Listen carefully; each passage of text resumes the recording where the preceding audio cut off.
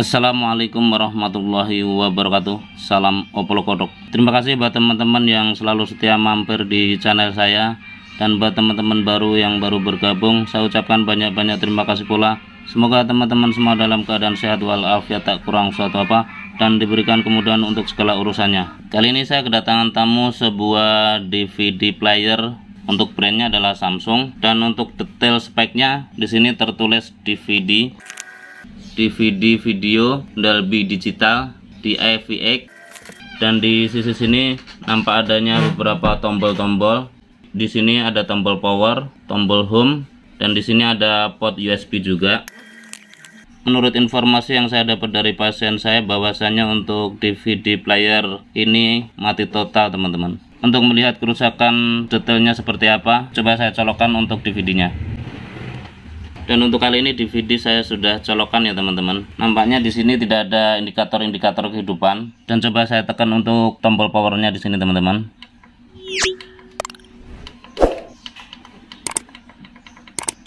Ya, nampaknya untuk tombol-tombolnya saya sudah tekan berulang-ulang, tapi untuk DVD player Samsung ini nampaknya tidak ada tanda-tanda kehidupan. Bagaimana solusi perbaikan mengenai DVD Samsung ini? Simak videonya hingga akhir dan jangan di skip-skip agar tidak gagal paham.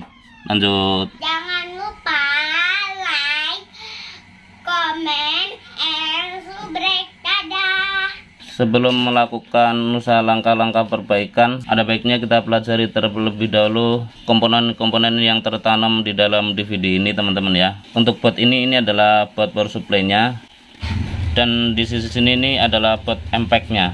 Untuk yang di sisi sini ini adalah mekaniknya. Untuk kasus kali ini mati total, tentunya kita harus fokus di area power supply-nya ya teman-teman. Dan ini untuk power supply-nya. Mungkin kali ini akan saya lepas untuk power supply-nya, dan kita pelajari lebih detail skema untuk power supply DVD ini.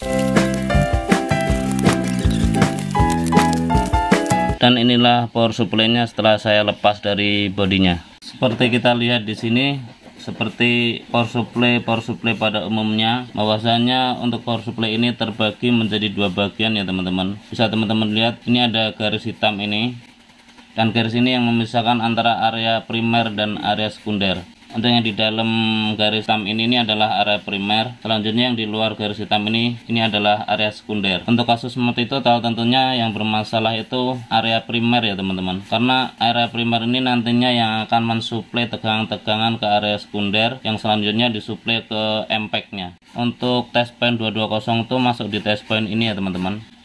Dari test point ini masuk ke fuse. Di sini ada fuse. Dari fuse ini masuk ke filter. Dari filter ini selanjutnya masuk ke dioda. Ini ada dioda 4 biji di sini. Selanjutnya masuk ke elko utamanya, elko 300 volt. Dari dioda ini dikonvert tegangannya menjadi 300 volt, yang kemudian diumpan ke elko 300 volt di sini. Dari elko 300 volt ini kemudian diolah tegangannya di IC PWM. Dari IC PWM ini selanjutnya diumpan ke trafo, dan dari trafo ini mengeluarkan tegangan-tegangan ke area sekunder melalui dioda dan difilter oleh elko. Selanjutnya kita lakukan pengecekan tegangan, dan untuk power supply-nya ini saya colokkan ke 220-nya. Dan selanjutnya kita lakukan pengukuran. Untuk range pengukuran pertama kita lakukan adalah range AC. Coba kita ukur untuk tegangan 220 masuk di test point ini atau tidak.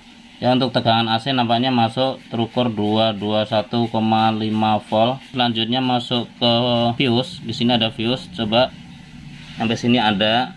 Nampaknya setelah fuse tegangan 220-nya pun masuk. Selanjutnya masuk ke dioda. Di sini ada dioda. Ya, setelah melalui filter nampaknya nyampe ke dioda pun terukur 222 volt AC. Setelah melalui dioda, tegangan dikonvert menjadi 300 volt DC. Coba kita lakukan pengukuran langsung di elko-nya. Ya, nampaknya di elko ini terukur 310 volt DC ya teman-teman. Untuk tegangan 300 voltnya ada. Dan coba kita ukur langsung di outputnya di area sekunder dengan memperhatikan marking-marking yang ada di area sekunder. Coba kita lakukan pengukuran di beberapa test point untuk output dari power supply ini. Untuk ground saya tempelkan di sini. Selanjutnya kita ukur di pin ini. Ya, bisa teman-teman lihat untuk 3,3 nya keluar, nampaknya goyang-goyang ya teman-teman. Untuk pin berikutnya 5 volt pun terlihat goyang-goyang juga. Dan untuk 12 voltnya, nah untuk 12 voltnya terukur agak sedikit stabil ya, terukur 13,89 volt. Selanjutnya di test point berikutnya, untuk tekan 5 volt berikutnya ini pun agak goyang-goyang. Pin-pin berikutnya 3,3 voltnya untuk test point ini pun agak goyang. Dan untuk test point lainnya sama, agak goyang-goyang juga. Selanjutnya coba saya tekan untuk tombol powernya. Ini tombol powernya teman-teman. Saya sudah tekan berulang-ulang. Coba kita lakukan pengetesan kembali. Ya, nampaknya masih sama aja ya. Untuk 3,3 nya goyang, 5 voltnya juga sama aja, 12 voltnya masih seperti tadi, masih mending lah tidak bergoyang ya teman. Mungkin untuk lebih detailnya saya akan lakukan penelusuran. Untuk kali ini saya sedikit curiga di tombol-tombolnya ini ya teman-teman. Bisa jadi tombolnya ini tidak berfungsi sebagaimana mestinya, karena ya mungkin karena pemakaian. Coba saya lakukan pengukuran untuk tombol-tombolnya ini masih bagus atau tidak, terutama di tombol power ya teman-teman. Ini adalah tombol power, dan coba kita lakukan pengukuran. Untuk posisinya ini saya balik seperti ini, dan untuk range pengukurannya saya menggunakan buzzer. Bisa teman-teman dengarkan, kalau bunyi itu artinya si tombol ini terhubung. Coba saya ukur untuk tombol powernya di sini teman-teman, dan saya tekan tombol powernya dari bawah seperti ini. Ya, nampaknya tombol memang bermasalah ya teman-teman. Ini saya udah tekan tapi si buzzernya tidak bunyi, padahal ini tombol power ya. Bisa jadi ini permasalahannya. Untuk tombol berikutnya ini pun nampaknya juga tidak bunyi. Untuk tombol berikutnya, ya tombol ini pun nampaknya juga tidak berfungsi. Harusnya buzzer bunyi seperti ini. Mungkin akan saya lakukan pergantian untuk tombol-tombolnya itu, dan selanjutnya kita coba untuk power supply-nya. Untuk kali ini tombol-tombol saya sudah ganti semua ya teman-teman. Dan selanjutnya kita coba untuk power supply-nya ini ke MPEG-nya. Untuk kali ini power supply DVD saya sudah assembling di casingnya, dan selanjutnya coba kita colokan. Saya sudah colokan teman-teman, dan coba kita tekan tombol powernya di sini. Setelah saya tekan tombol power, nampaknya indikator on sudah ada ya teman-teman.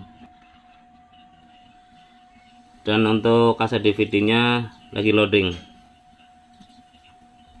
Coba kita tekan open dan close-nya.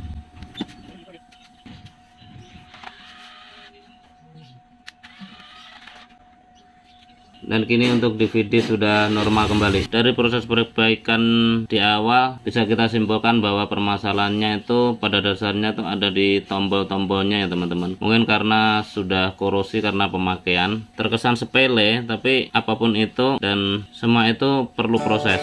Terima kasih buat teman-teman yang sudah mengikuti tutorial ini dari awal hingga akhir. Semoga bermanfaat. Share ke teman-teman bila informasi ini dirasa berguna. Akhirnya dari saya, billahi taufiq wal hidayah. Assalamualaikum warahmatullahi wabarakatuh. Salam oklok-oklok.